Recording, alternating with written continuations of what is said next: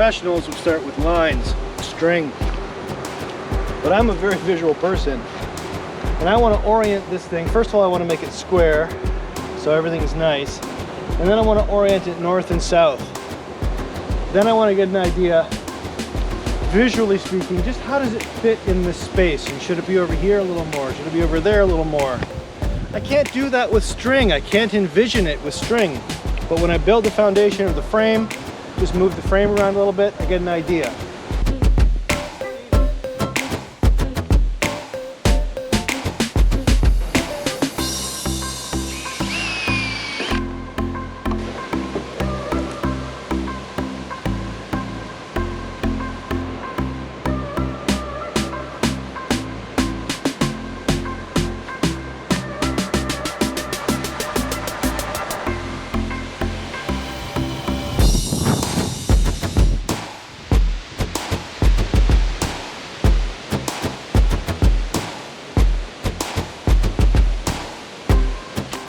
Now I've got my compass and a string. Try and make this thing go north-south. It's always surprising where north is.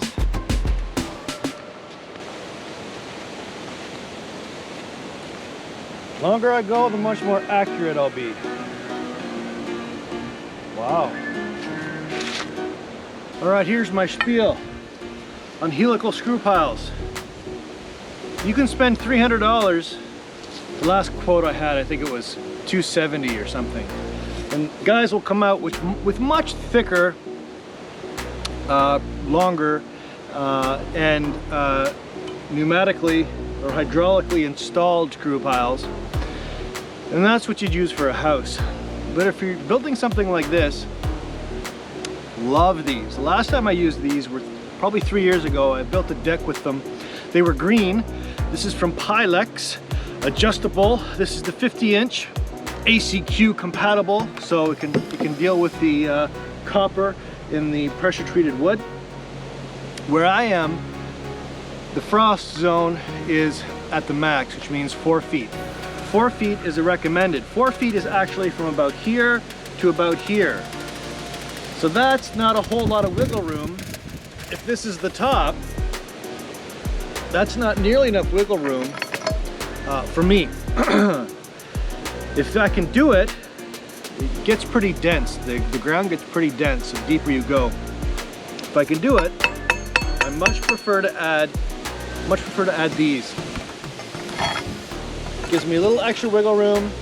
I can have the deck up 6 or 8 inches off the ground.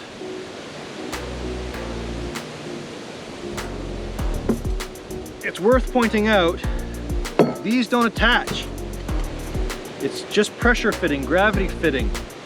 So by the time you get to the top, you can see there's a fair bit of wiggle room.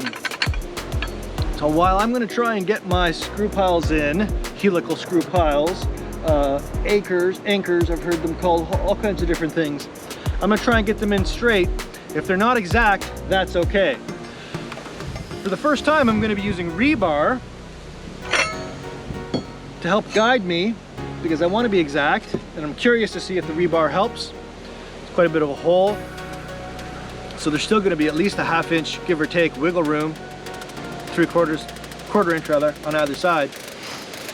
These will handle in sand 5,000 pounds. So let's say that's rated a little high. Let's say it's 4,500, just be on the safe side. When I put them in with clay, the city house, they're rated for about 3,000 or 3,500 pounds, something like that. So these, you could put a truck on this. On this one, you could put a truck. And I'm going to have 8. I could get away with 4. I don't like that. I don't want the wood to be sagging. The joists, I'm going to double up on all the joists. These are only 2x8s, but I want to get as high as possible so that I have a loft for the boys to hang out in. So I'm going 2x8s. I was going to do 2x10s. I'm going to try and keep it low. I'm going to use these to get as much adjustability as possible.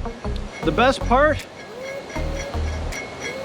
you can adjust these, they say 3 inches up or down. So it will be a perfectly level without killing myself with concrete. Imagine you're dealing with concrete. I have to go out and get sonotubes, no big deal. Gotta go out and get the concrete, now it's getting heavy. Let's say I have it delivered. I still have to mix it. I'm doing this back-breaking labor. I'm still getting rebar to support it. Then I still have to get something to go in it to hold the lumber.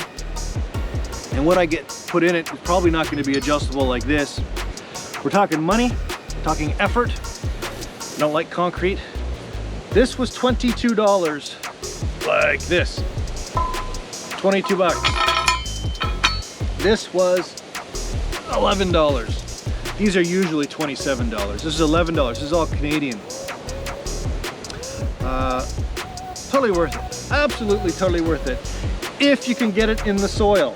If you've got rock, I'm sorry, it won't work for you. Another reason not to use concrete is that because it's so heavy and it's so hard to work with, a lot of guys won't do 4 feet plus. I'm going 4 feet plus with this, so that I know there's not going to be any issues in the future. So the easier it is, the more likely you are you're going to do a better job.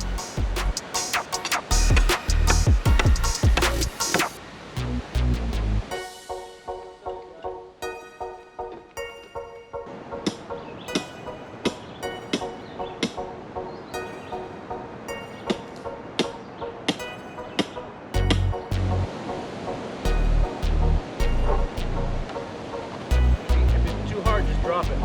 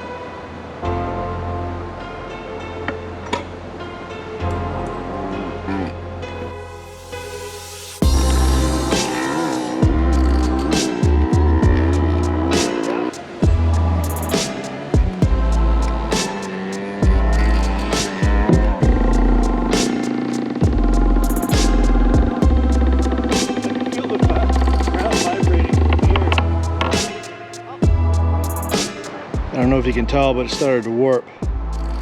Just too much pressure on it. So I'm going to angle the end of the 4x4, put a bolt through it to sandwich it together, and it should last a bit longer. And then every couple I'm going to switch out the U-frame or whatever this thing's called for a new one. When you watch the advertising for Pylex, P-Y-L-E-X on YouTube, you see a guy with a 2x4 spinning them in. This is dry sand. There's no rock where I am now. I'm well below any kind of rock that was on top. And I was, what, 6 foot 4x4. I weigh 220 pounds and I'm still heaving.